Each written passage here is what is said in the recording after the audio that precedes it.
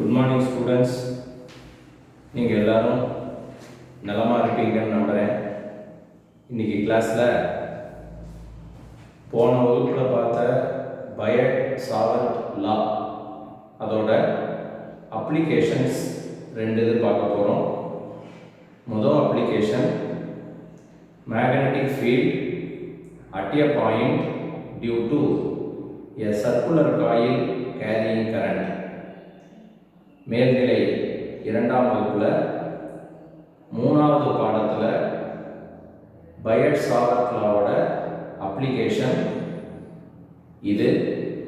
Magnetic field at a point due to a circular coil carrying current. Let us first take the diagram.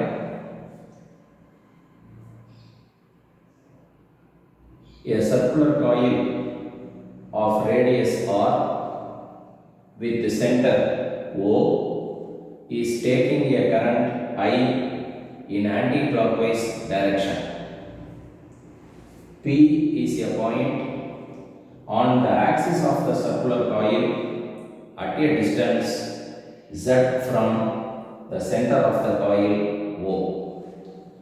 Magnetic field at P can be calculated by taking two diametrically opposite elements C and D on the circular coil, each of length dl vector.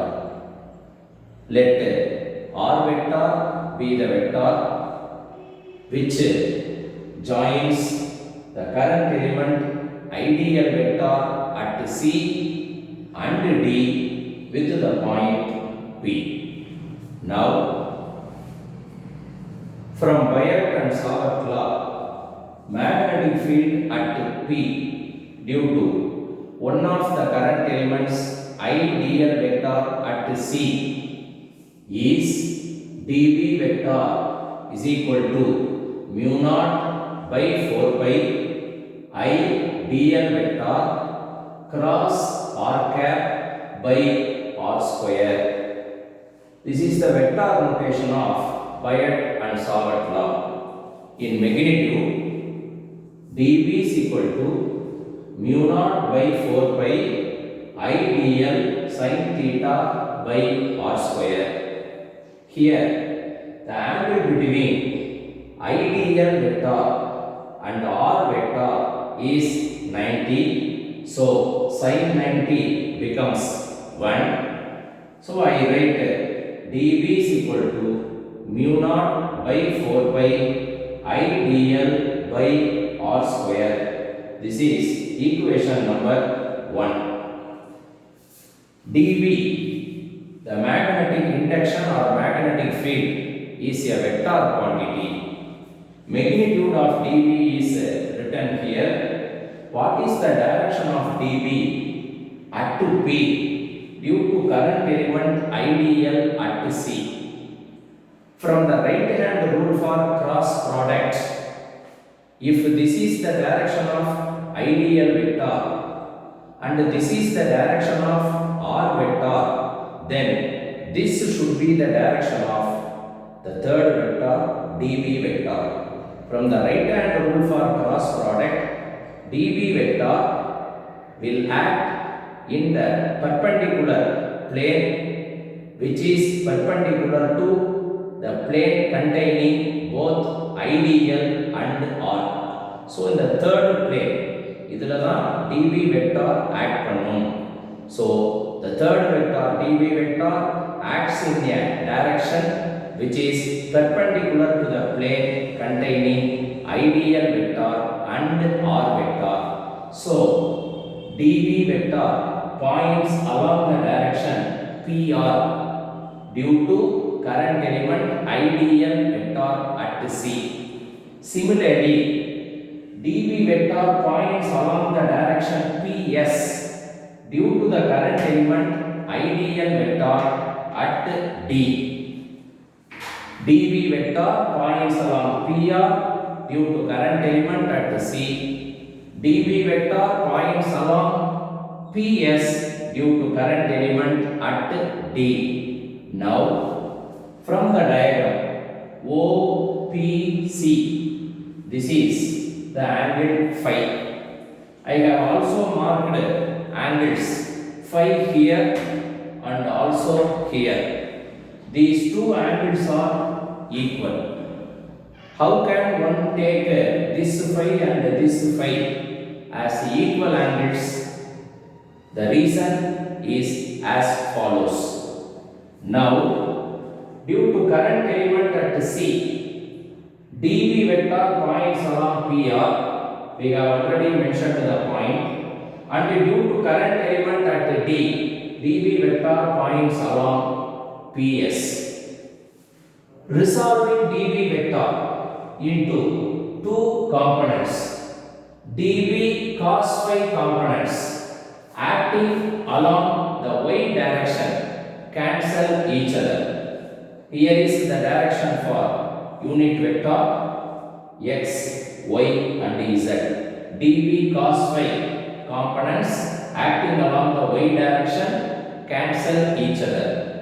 dV sin phi components acting along the z direction get added up. So dV cos phi cancelled out. dV sin phi due to two current elements at C and D get added up. Now, from the fundamental rule from mathematics, we can justify this phi is equal to this phi. Also, this phi is equal to this phi. How? There is a rule in mathematics.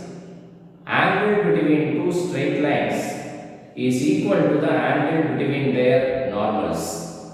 In the diagram, OP is the straight line and CP is another straight line. This phi is the angle formed between two straight lines.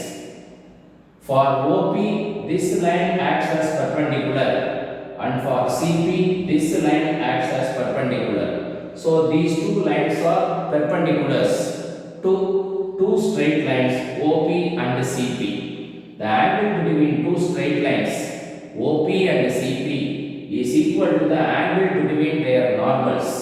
These two are the normals drawn, one to OP and another one to CP. Same rule is applicable here also. If this is the angle phi, this should be the angle phi. So, from the fundamental rule from mathematics, we can justify this angle and this angle are equal. Now come to the point.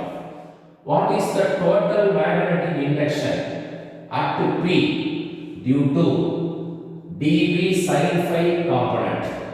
As a dV sin phi components act along z direction, we have unit vector k cap here. Now, by integrating the vertical components dV sin phi, we can calculate the total magnetic induction at P. Why we have to integrate dV sin phi here? For two current elements in the circular coil, there are two vertical components dV sin phi acting along the z direction. One can divide the given circular coil into many number of such small elements. If one such element gives one vertical component dV sin phi to act along the z direction, for many such elements there will be so many dV sin phi components acting along the same z direction. So integration is essential here.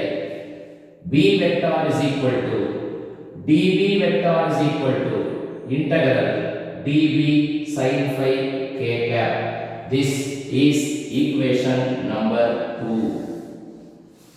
I have to substitute the value of dV from 1.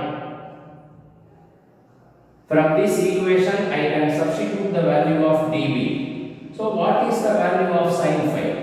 Sin phi can be found from the diagram by considering the triangle OPC. From the triangle OPC, angle phi is here. Find the value of sin phi. sin phi is equal to opposite side OC, that is R, as this is perpendicular, this is the hypotenuse, PC is the hypotenuse, this is R. What is the value of R and what is the value of the opposite side? Opposite by hypotenuse.